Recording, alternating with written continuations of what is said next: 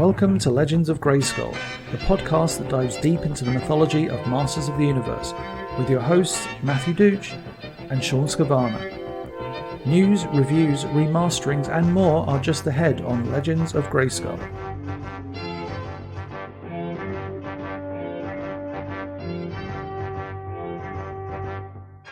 Hello everybody and welcome to Legends of Grayskull, the fan podcast where we discuss the history, the mystery, the magic, and mythology of He-Man, She-Ra, Eternia, Theory, Nordor, Primus, New Adventures, Old Adventures, Ladybird, UK Annuals, comics, mini-comics, anything and everything you can think of with the He-Man, She-Ra, Masters of the Universe, Princess of Power.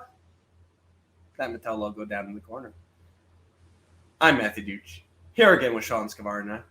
Sean, how are we doing today? I'm feeling all sorts of revived and refreshed because we're doing new stuff today with our recording equipment. So this is really cool. Well, we are working on it. That is for sure. Thanks everybody for tuning in. If you notice, I did not say a number for this episode because that deliberate? That was deliberate. I know everyone's itching for our 100th episode. This is not 100. It is not a number, but we needed to get a show out. And basically, all we're doing today, folks, this puppy right here, Masterverse, issue number 3, came out.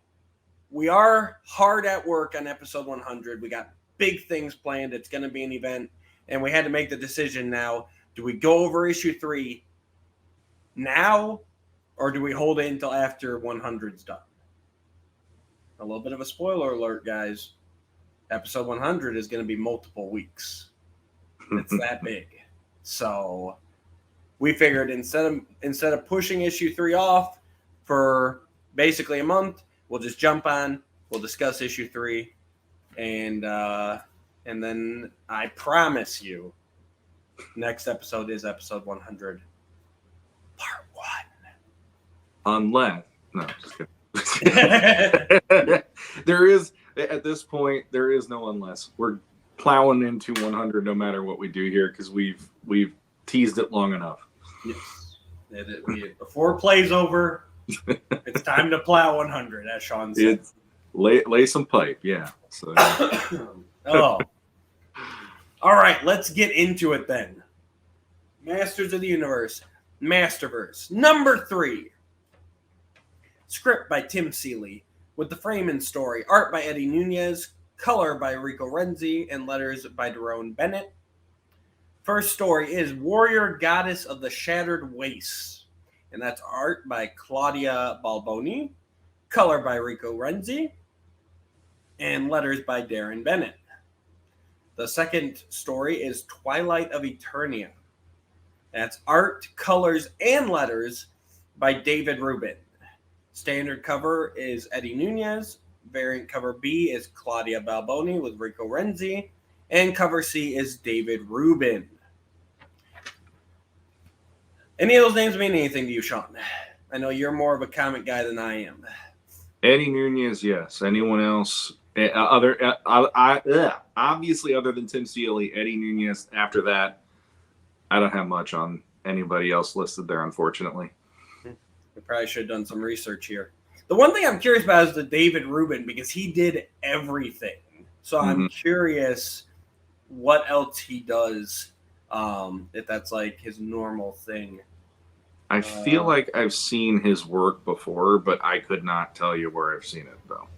It looks familiar. There's definitely a familiarity to his line work and to the way he draws, but I'm also wondering if maybe like if he's European, then that means there is kind of like a European comic style, and maybe he has just that training or whatever, or that influence.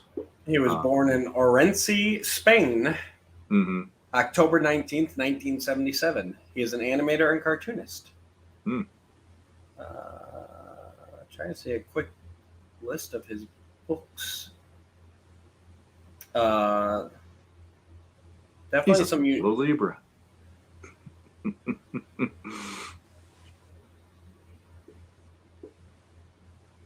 Looks like Rumble, Ether for Dark Horse. He did some RoboCop, Ether, The Fiction, Sherlock and Frankenstein. Done some work on Mighty Morphin Power Rangers. Lots of Dark Horse. Black Hammer, The Hero, Firefly for Bloom. So he's been all over the place. And obviously he went to town on this one. And since I looked him up, let's look up Claudia right quick here. Give her a little shout.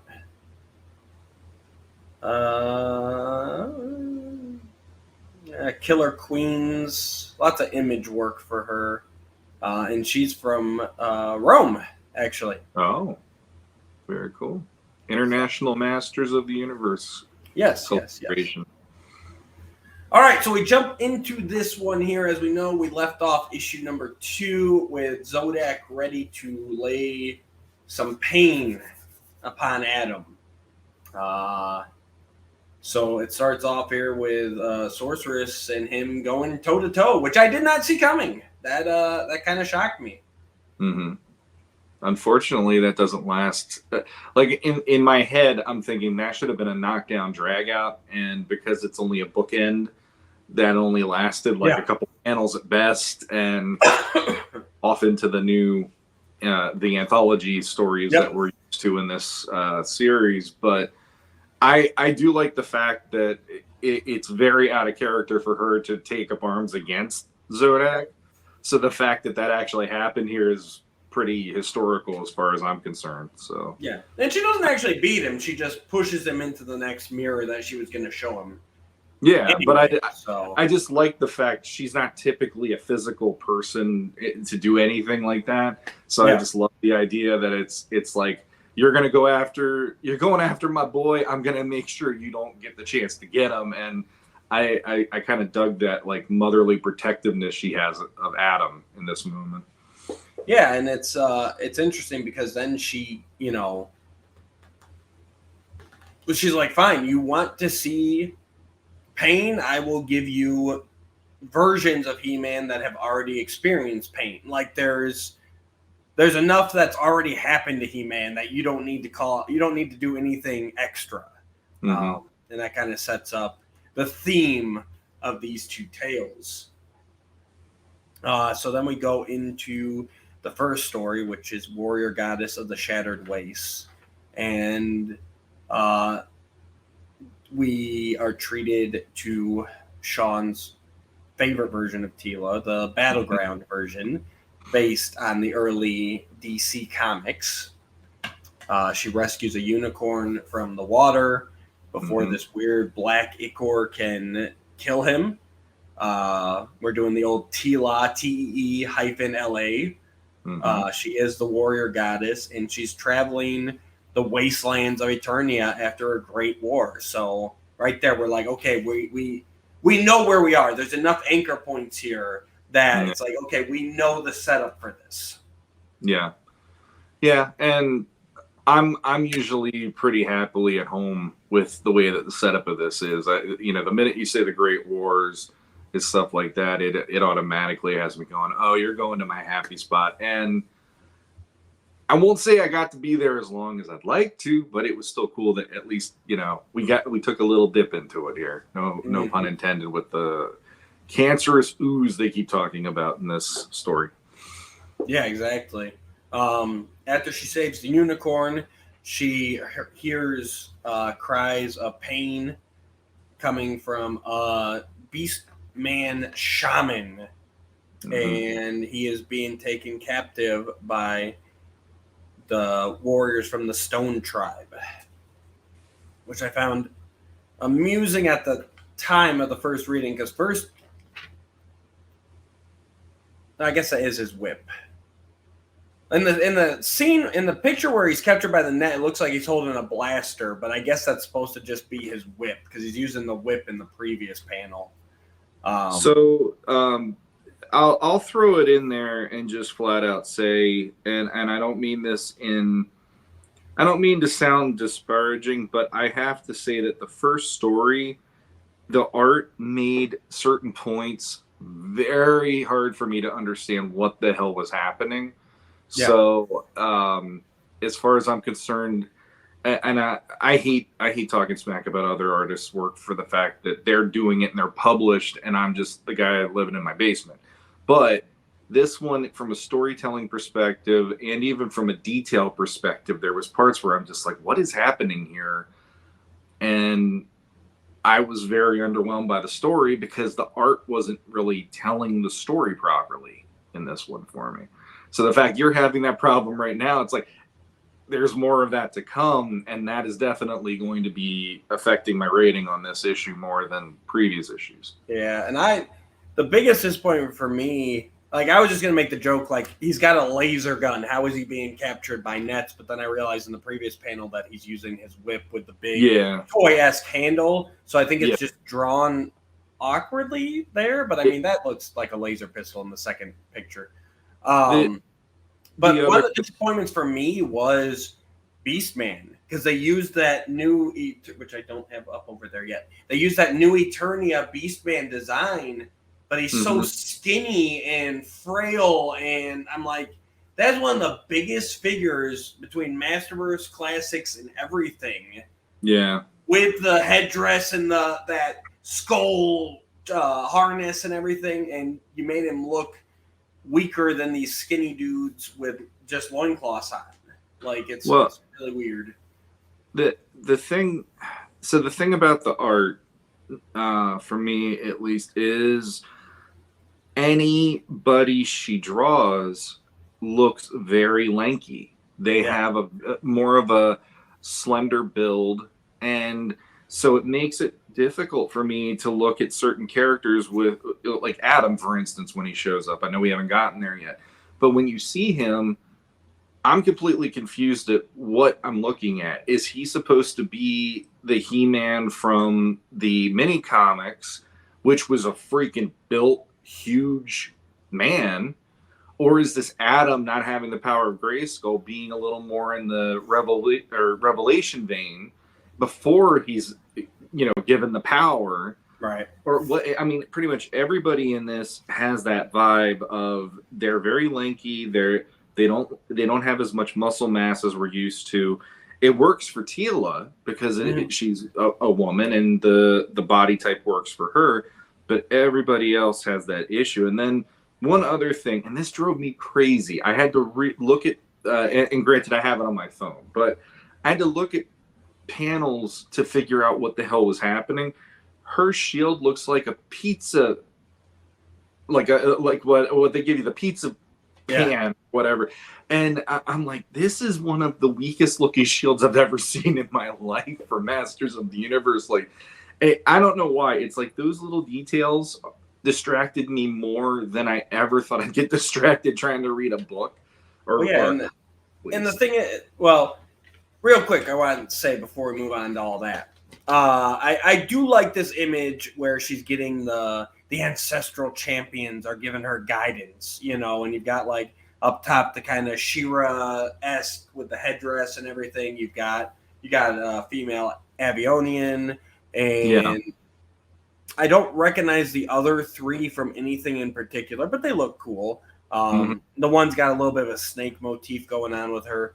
Like, I like that kind of idea, and it kind of goes along like what the CGI series did, where Tila is like the latest in a line of goddesses. So I like that idea, and they're, telling her, like, you need to, like, you're both alone. It's this Beastman and you, so you should join forces. So she takes pity on him. She goes to rescue him. But, yeah, he's actually being guarded by this tribe's He-Man, yes. And she even says that the stone people are small and sinewy, but this man is imbued with a jungle-bred body, the likes of which I have never seen. So although the artwork does do a poor job of conveying it, like, he is supposed to be that jacked up, best of the best of this tribe of stone people. Yeah. Like, just looking at him, he looks so young. And he looks just, I don't know, he looks like a teenager going up against a woman, and I don't know. He looks normal. I mean, he looks fit. He looks normal. I mean, he's barely bigger than she is. Exactly. So, yeah, whereas you'd think he's supposed to be Jungle He-Man. Mm-hmm. And now that you pointed it out, like I can't not see it, that shield. And it's only got, that shield has one armband and it's up on her upper arm, like it's a like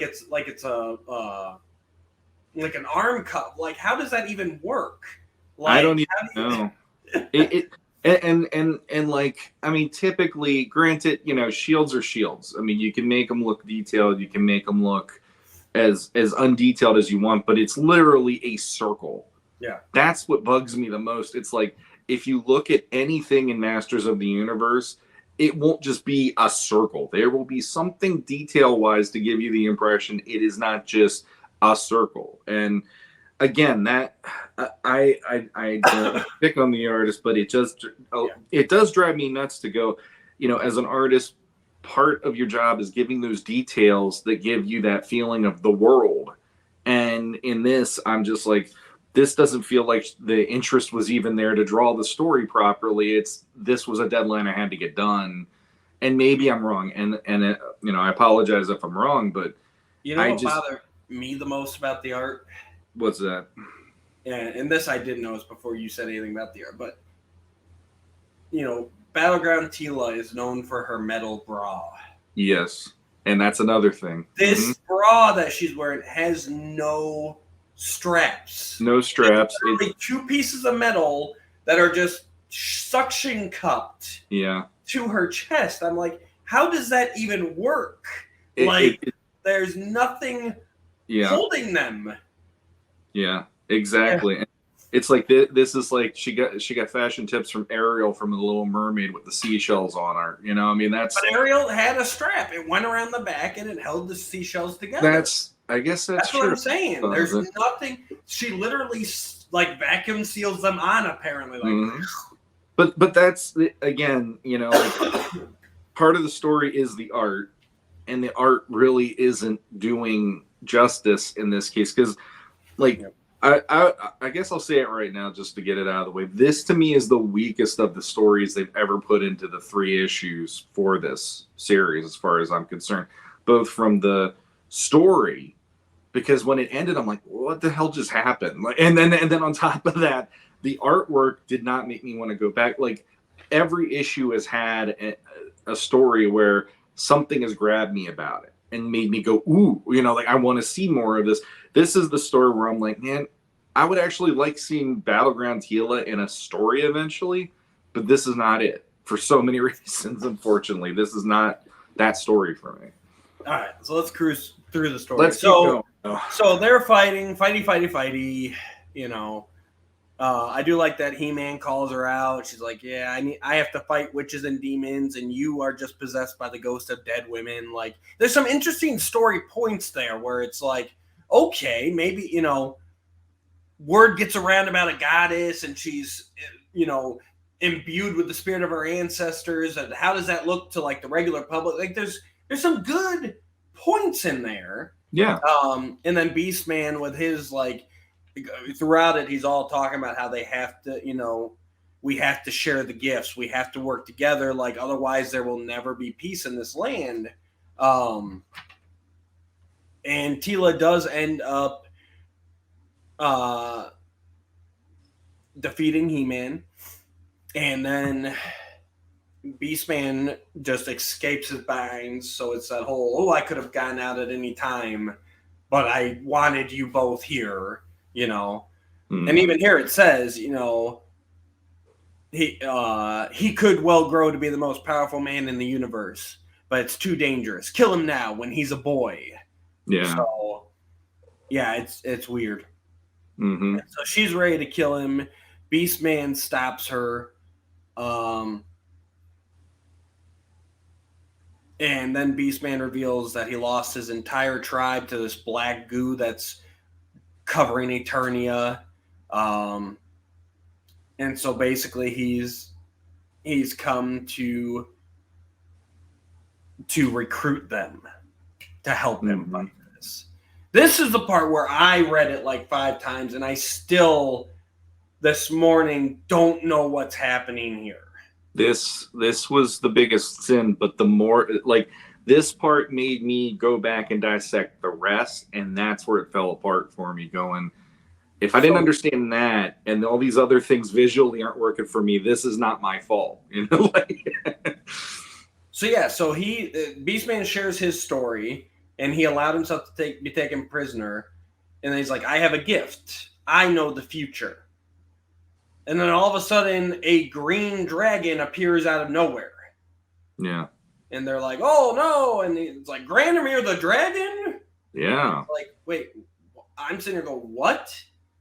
Yep. And then Beastman goes into, I know the machines will rise up from the distant past, shedding their red-brown cancer. They will remember their murderous ways.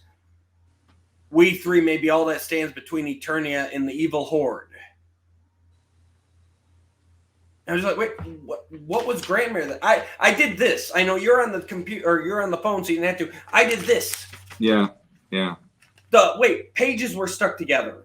Like this made no sense. And on top of that, it's like, okay, if he's showing them something of the future, it fails miserably because there's nothing there's like a portal in the scene in the panel right before you find Granamir flying at them, and it's like, okay, I took that as he was going to show them in the portal something, but instead the portal's behind Granamir in the next panel.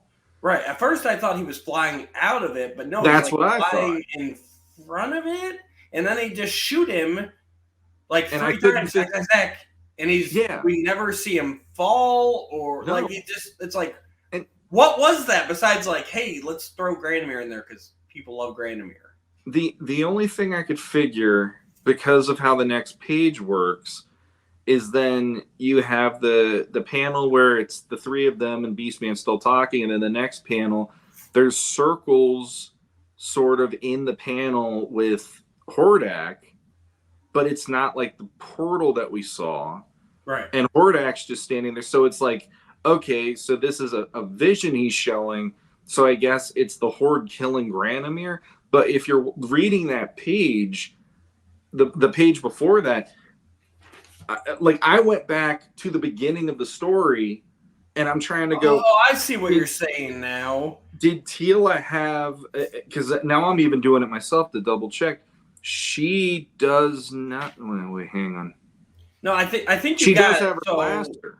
She does have a pistol. She does have a blaster, but it's not her. So that page of the Horde firing, that's who's firing on Granamir. That is my guess, but that's the thing that bugs me is in a comic book, being able to tell the story visually is a huge part of it, and that's what bugs me about this. It's like if this is a vision, they should have found a different way to visually show this is something the Beastman shaman is projecting for them to see. This is the future of Eternia. Right. And it just falls apart to me. They should have shown Granamir in the Horde on the same page. Yes. I took it as two separate things. So, yeah, and if you go back and look back when he's got them on the ground and he's got the blue circle around them, like there's like a brownish grass underneath them. Mm-hmm. And then after that, there's like this purple landscape. So, yeah, he's like showing them. Okay, so he's showing them after this black goo spreads. Granamir's yelling invaders at the Horde, who you can't see on Granamir's pages at all. You only see the three of them. That's why I thought he was saying that they were in the invaders. But so Granamir's yelling invaders as he attacks the Horde, and the Horde's taking Granamir down. It's I mean, but look at that. Like, I looked at this at least 3 to 4 times last night before I went to bed. And just now with you and I had to dissect this just to make sense of what the hell we're looking at. And that, like I said, I would love to see a Teela as Battleground Teela story, because that was always a fun. I mean, I'm a guy. I'm not going to mind seeing Teela running around in metal bikini. But this is not that story. Like, I'd love to see a story that goes into the different goddesses that are like a part of who she is, and she's a descendant, and like that was probably one of the best parts of the story, is that shot where she's there and all the goddesses are telling her to, you two are alone, work together and all that. That was great. But everything else about this story just felt like it just felt so like piecemeal, and it doesn't add up when you're looking at the page. You have to look at it more than one time, and that's not a great idea if you're reading it. No, even if those two panels had even been on the same page, it would have helped. But really, that needs to be like that should have been a splash page. Well, and I guess the big thing is it's like, okay, so your Beastman's showing them the future of the destruction of Eternia, and he's showing that by showing the Horde killing Granomir, who we haven't met in this story at all. No. Like, so it'd be one thing if it was like, or if he showed like, the unicorn and the stone people and they're getting gunned down in their huts. Like, okay, why would Beastman choose to show Granomir, who, you don't even know that anybody knows in this continuity, like other than the Easter egg of, hey, we dropped Granomir. That's the thing. It's like a lot of people now are getting frustrated about fan service and everything.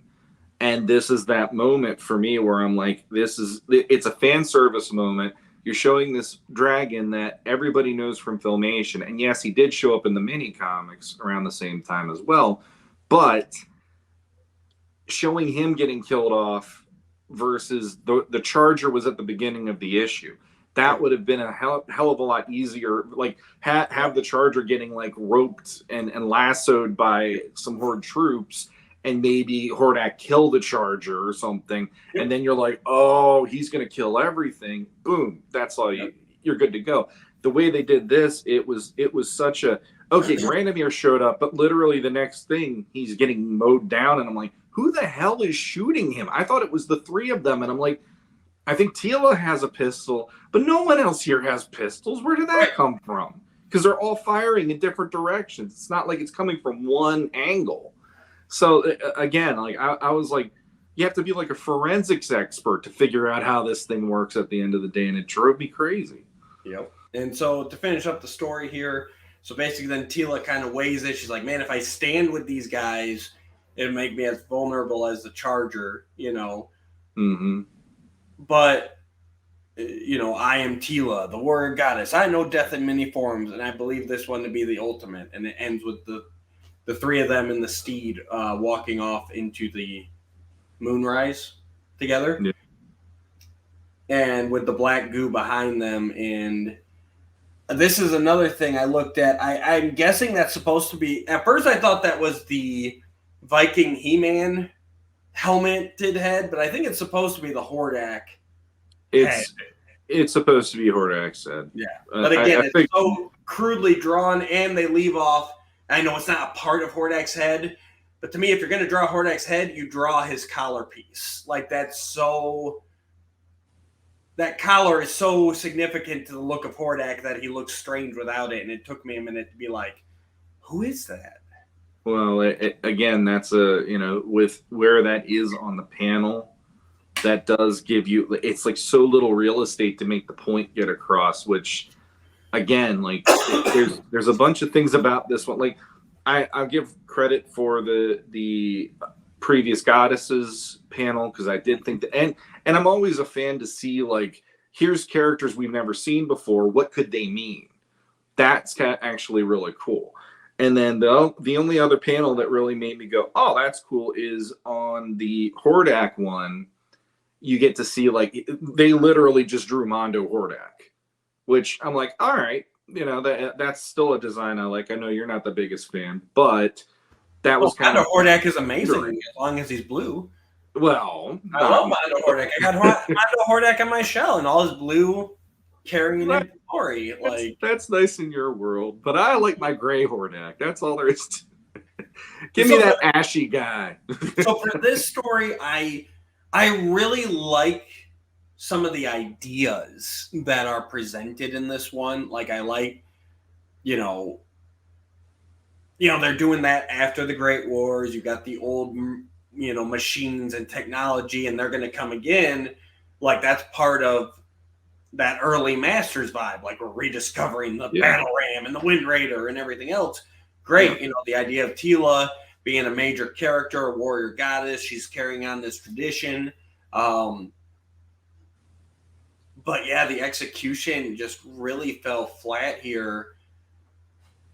I think, you know, one of my biggest things is the idea of Beastman being on the side of good. Like, to me, if you're doing this story, how do you not put Man-at-Arms as that third guy? And maybe that's just a little too on the nose for what they're trying to do. But yeah, it's kind of weird that in this version seemingly skips Skeletor and Hordak's just the threat, you know? So it presents some interesting ideas that I would like to see explored, but man, this one felt the shortest of all the stories we've done so far in this anthology.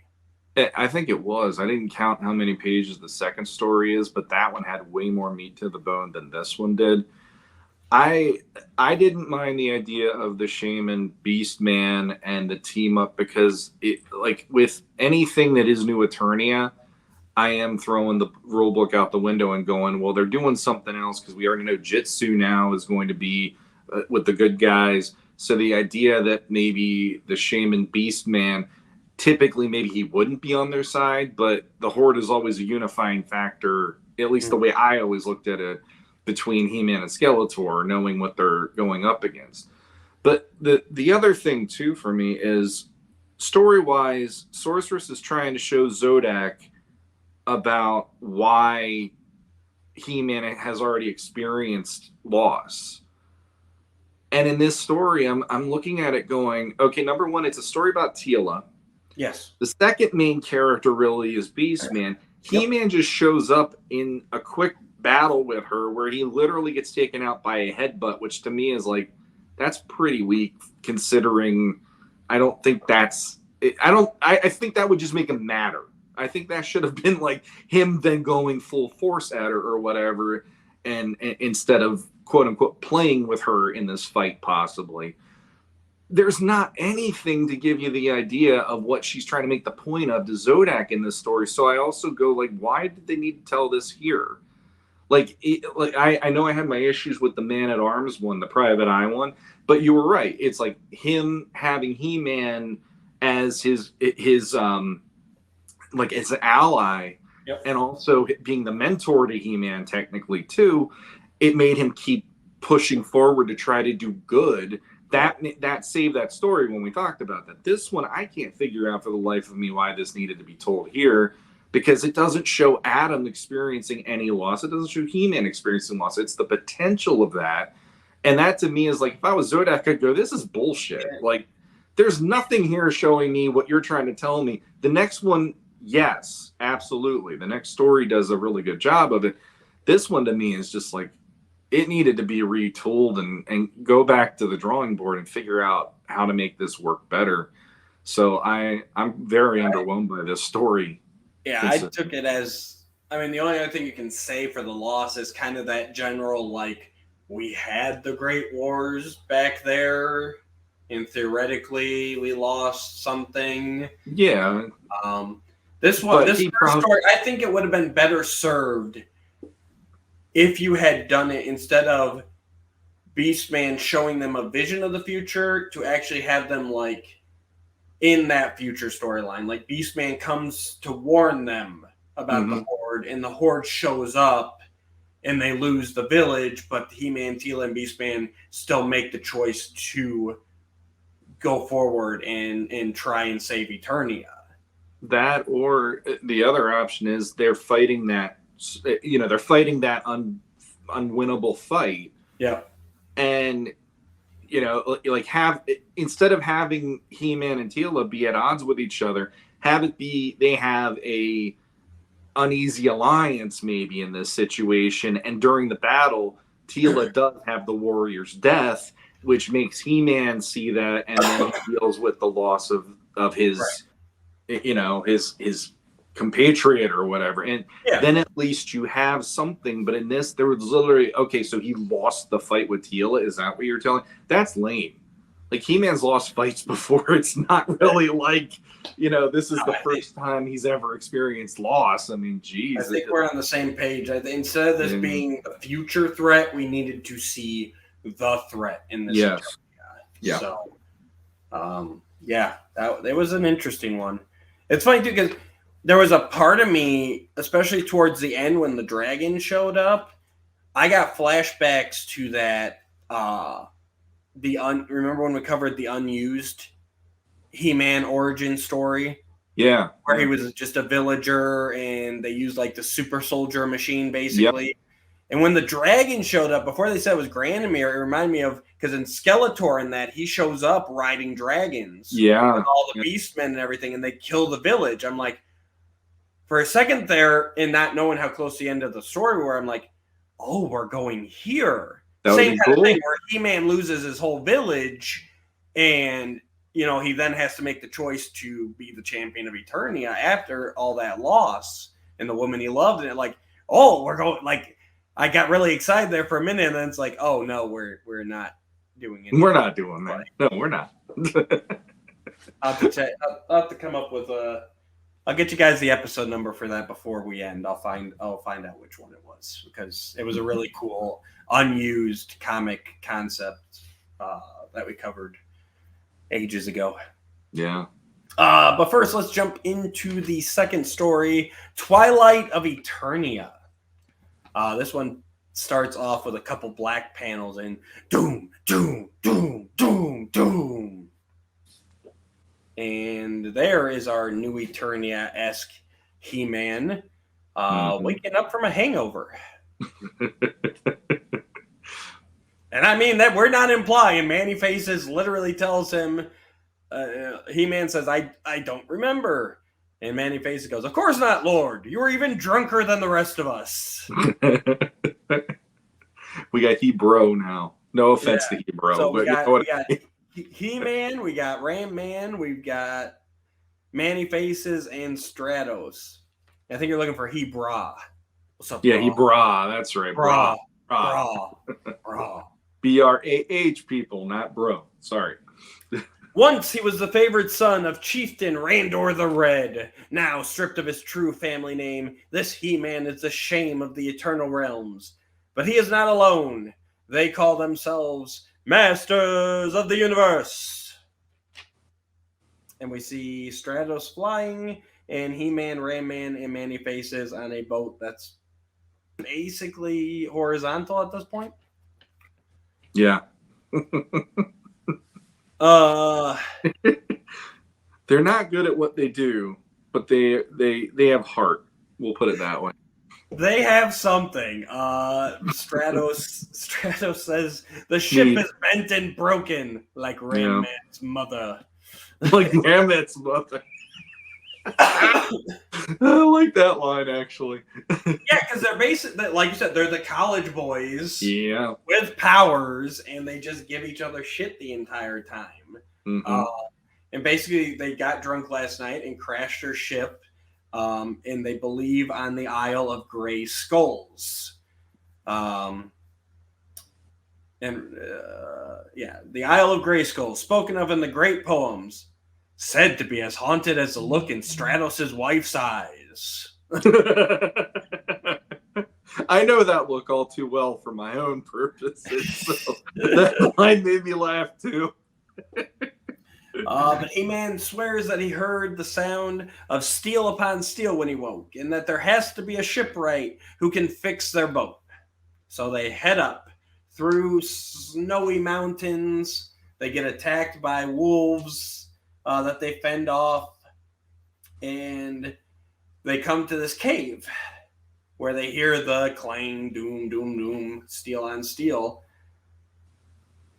And He-Man said, well, Ram-Man says, well, it could be dark elves. And He-Man goes, well, dark elves brew beer too. So He-Man's looking for his next drunkenness. And they head down into this cavern, and they find Trapjaw and Skeletor with a captured sorceress forging a power sword. And Skeletor is saying that, he's going to create this Chaos Sword. He's going to destroy everything, the Sorceress, all that. It's typical Masters of the Universe stuff. Mm-hmm. Stratos and Ram Man think that they need to free the Sorceress and stop this guy, even though we don't know who we don't know who he is, but we need to stop him. And He-Man says, no, we're good. She's not our responsibility. And they leave. Mm-hmm. They go to make camp, and they find out that Ram Man has a wineskin hidden beneath his armor, and that he's been holding out on them. He-Man proceeds to get drunk as the others look on at him. And he wakes up to everything on fire, being destroyed, Stratos on the ground, dying. And he says, He-Man, we couldn't let the woman suffer. We tried to save her, and we failed. I did not see this twist coming. That took me by surprise when he wakes up and they're all dead, basically. Yeah, I loved it.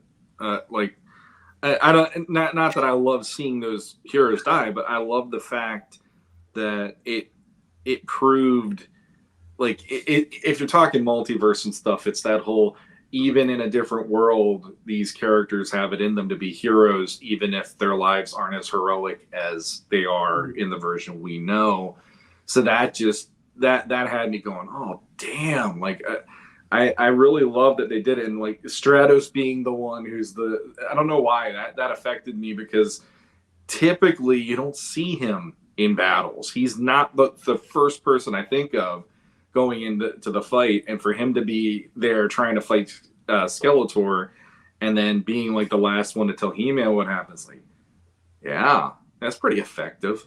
So yeah, no, it took me by surprise, and like I said, just for everyone to be dead, it's like, okay. And then He-Man, he goes into this barbarian rage, and he grabs his battle axe and his shield, and he remembers this time when he was angry at another chieftain, and he just went into a blind rage, and that's what he does now.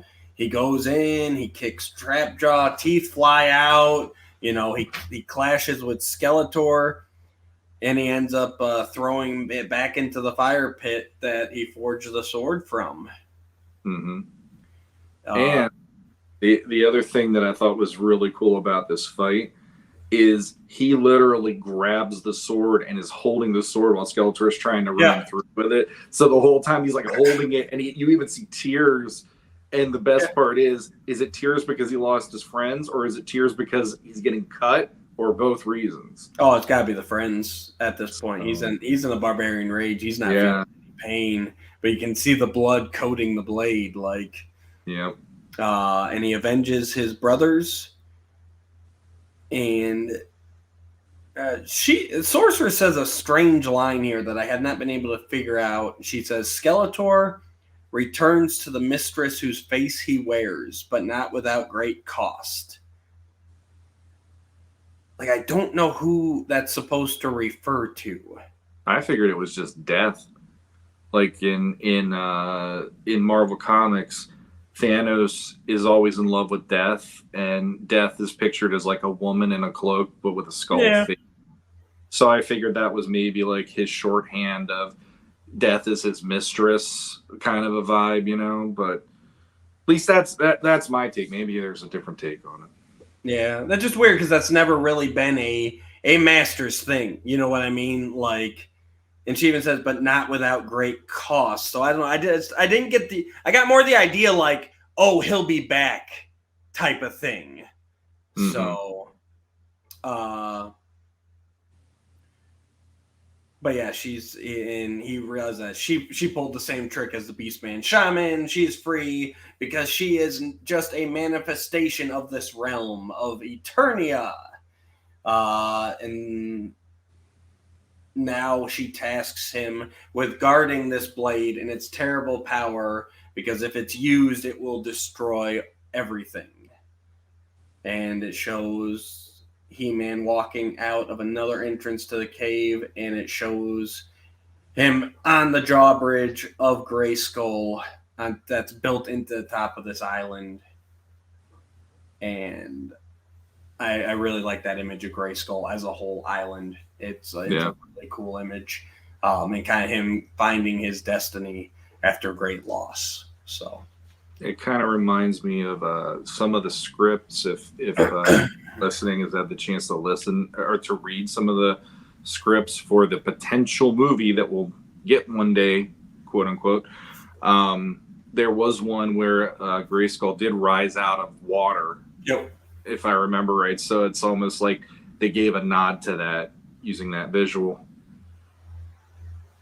And then we are treated back to our wraparound story. Zodak comes back out of the mirror screaming, "Enough!" He says, "I see now, even in realms plagued by war and death, He-Man prevails in spirit. I need not make your Adam suffer to know this." And she invites him to view universes of heroes inspired by He-Man, to come, Enforcer, and treat yourself to hope, as in the final mirror we see our beloved CGI version of He-Man. Mm-hmm.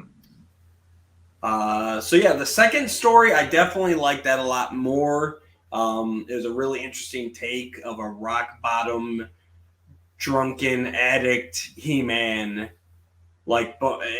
and then he gets all of his powers and everything. Like it's honestly, I know it's not exactly it or even off of it, but it reminded me, Mike Young Productions in the beginning, where Adam rejects everything and takes off. And it's like, well, this is kind of the universe where what if he rejected everything and just took off for years? Mm-hmm. You know what I mean? It's a really interesting concept. And now what does he do here? And it almost even sets up the old thing of can't let Skeletor get the power sword at the same time, in a bit more of an interesting way to me, really, because He-Man's already He-Man, but this blade means the end of the universe. And so now he's got to protect it. That's, I like that twist on it.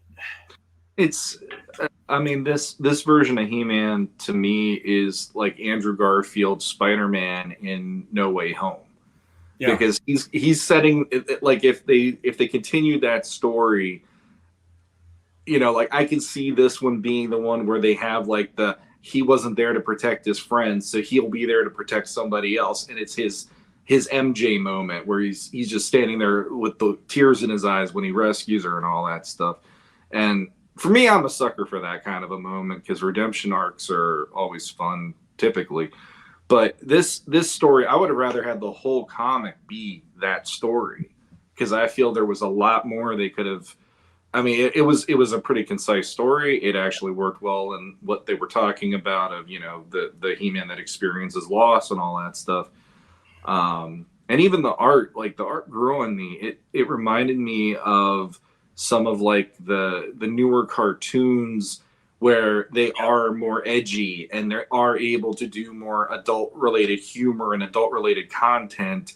So it worked within that story as well, where it's here's a drunk He-Man and a drunk quote unquote Masters of the Universe. And the other thing that I liked as well is I like those ragtag teams. So the fact that it's not He-Man, Teela, man, I like that it's here's Manny Faces who's unable to choose what face he's going to be. Yeah. I like that part of it. And then Ram Man being Ram Man and Stratus, it's I wouldn't have pictured that as a team for my own purposes, but within that I'm I kind of dig those guys now, and it's it made Stratus actually kind of a pretty cool character for me for one of the first times. Yeah, no, it was fun. It was fun seeing them in that kind of just a whole different kind of tone for them, but at the end of the day they're still heroes and they're still doing what they need to do. All right, so the issue as a whole. Now let's remind people of our new improved rating system. So we've got the best of the best is 3 power swords. Then 2 power swords is a good issue. One Power Sword, it was okay, but I enjoyed it. Then we got a Zodak, which is just right in the middle. It was neither good nor bad. It was just there. And then one Havoc Staff is bad. Two Havoc Staffs is worse. And three Havoc Staffs is, oh, God, this needs to be burned and stricken from our memories. So, Sean, where are you at? For the whole issue, I will give it one Power Sword, I guess, because I did like that second story a lot, and it made my imagination definitely, get excited of the possibilities. That first story, though, it was not firing on all cylinders in any way, shape, or form that made me enjoy it as much as the second story. Yeah, I think I'm going to agree with you. I think I'm going to go with a one Power Sword. I really wanted to give it a Zodak. Mm-hmm. And before we started talking, it probably would have been a Zodak, but that second story is just too good to. Yeah, that's the big problem. See, that's the thing. If I did it based on the stories, the last story would have gotten 2 or 3 Power Swords. I would have said 2 Power Swords for the second, and a Zodak for the first. I would have given the first one actually a 1 Havoc Staff at least. Okay. And again, I hate critiquing other artists because it's their talent, it's their interpretation.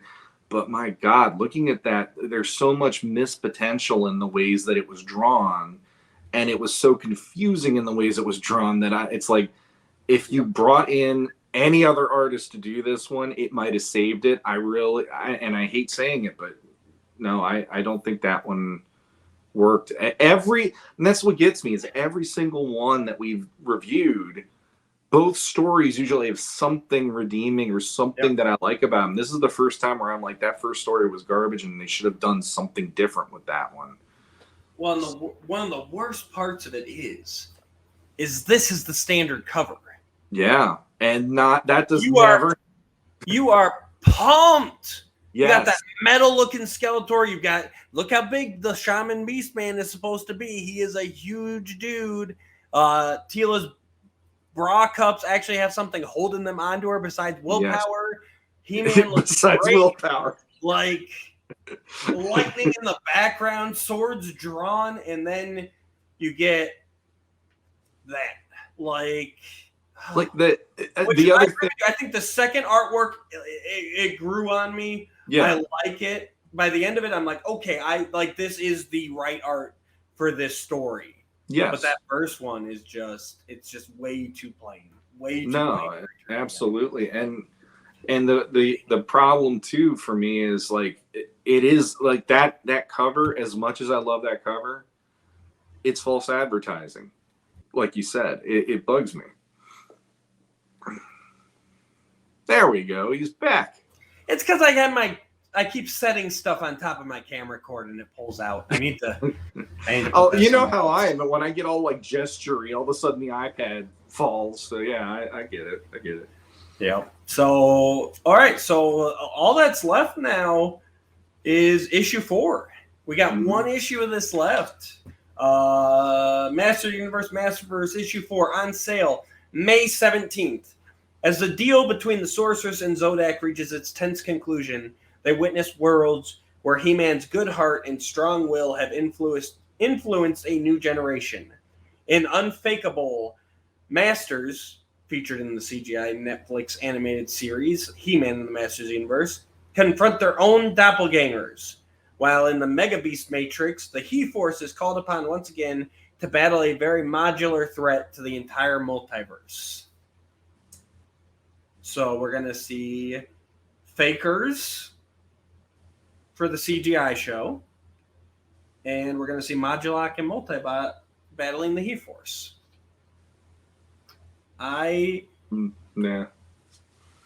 It's weird because I'm excited to see, especially some more stuff with Netflix, the CGI one, because I think that is just an amazing series that we need more of.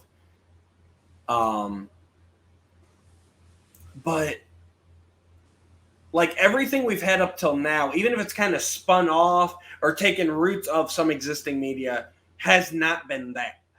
Yeah. So it's kind of weird that for the final issue, we're going literally to the CGI universe and back to the Eternity War universe, which has had, I mean, that had a whole comic series. It had, you know, the He-Man, the Masters of the Universe, and then Eternity War, and then they even showed up in Multiverse. Mm-hmm. So I don't know. I'm. It's just a weird feeling I got. Like, why are we going to these established, well done, you know, well trodden canons instead of just keeping with the anthology thing of here's an interesting new world? That's my only trepidation going into this final issue.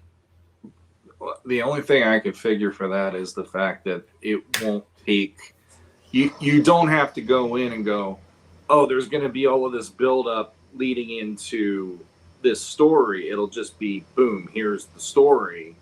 And we've already, like, we as fans have already known what those are about. But it, like, I never thought of it, but yeah, it is kind of weird that we've had all these variations to the theme, but now at the very end, we're going right to ones that we already know and love, or at least in some cases we know. And because the He-Force thing is never going to win me over. Like, that's one of those. I can be swayed usually by stuff that at first it might seem weird, and then I'm like, yeah, but you know what? It has this, or it has that. The He-Force thing, I can't wrap my head around that being something that I even need. Like, I don't mind the idea of sharing the power within the CGI universe and each of them having their own things, like Man-at-Arms is tech and, you know, all the Teela with the magic and everything. But the fact that it's just all He-Man, it's like, that's weird. That's just, I don't know. It's almost too much. It's like that you're giving away the individuality. Like, there's people out there that they already are annoyed with the we have the power. It's like, yeah, but at least they have their own skill sets. It's like Ram Ma'am isn't being He-Man. She's relying on her own skill, and it's like He-Force is just He-Man. It's like, all right. So yeah, we'll have to wait and see. But it's interesting too, because it's like, okay, so we're going into, you know, how the He-Man can, you know, how he influences future generations. Yeah. But like, I guess that's the case for Eternity War because he's kind of their mentor. But like in CGI, like he's right there with them. He's not future generations. That's literally his generation with Ram Man and Teela and Duncan and everything. So it would have been cool. Again, I'm criticizing before it's even out, but if you're gonna go future generations, like do a story with Dare and flesh that out a little bit, or even, you know, something really offbeat. Do a Legion of Superheroes type of thing where it's like 2,000 years after He-Man, and you know what comes of that. You know what. You know, how the Legion of Superheroes was inspired by Superman or Superboy, depending on the continuity. Like, what does that look like in Eternia? Like, that could be it. Even, honestly, even if that was what the He-Force was, like, that could be an interesting little spin on the He-Force. But I have a feeling we're going to see that same He-Force that we saw in Multiverse. Yeah. But if the He-Force was like 2,000 years after He-Man, this group of kids decides to start, you know, band together in He-Man's memory and become the He-Force and fight evil in his name. Like, where's that go? That could be a nice spin on it, which would be more in line with what we've been seeing from these comments, is taking something we think we know and kind of spinning it a little bit. Yeah. For me, I don't know, like even doing a story, like I know on our Off-World episode, either the one leading into our first one or whatever, Jesse brought up in which one was it? The Last Jedi. They have that kid with the broom at the end of the movie, and it's that whole hope that and it's like, you know, for me, I would have loved to see a story that reminds me of my childhood, where it's the idea that this kid believes so much in this myth and nobody thinks he's cool for it because everybody's outgrown it, but he won't let it go. then that means that then because of his belief, that was enough that fires up the power of Grayskull again. And then that it leads to him getting the power through his belief and through his, something along those lines, where it's like, it's not, because like, I love that at the end of Eternity where he holds the sword out to the reader, and it's like, it's kind of got that vibe. And I appreciate that just for, when I was a kid, this meant the world to me. And then all of a sudden, having some kid that's able to have that happen to them in a story would be pretty cool. And it's the influence of He-Man and the fact that he believes He-Man would do the right thing. He-Man is the good guy. He-Man could fight the fights that no human could in that way and stuff. And but I honestly, I'm still excited because CGI. I'm always there with CGI. So the fact that we're still in the will they or won't they renew it phase, because it's not canceled yet. It hasn't been stated. So, I'm just crossing my fingers. This is not the last time that we see them. I hope we see them again soon. So Agreed. And real quick here, I did find it. That was episode 53 is where we discussed the unpublished Whitman origin. So yeah, go check out episode 53. It's a good story. It really is. And I remember we had some good discussion on it. And yeah, so we'll leave you with that, guys. Let us know what you think about this Masterverse issue 3. Let us know in the comments down below. You can email us at logpod85@gmail.com if you don't want to comment. And we will be back soon with episode 100. 100. All right, guys. Until next time, read a comic. Oh, come on.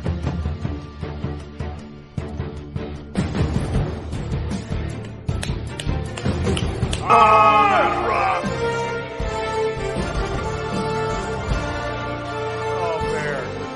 Oh, bear.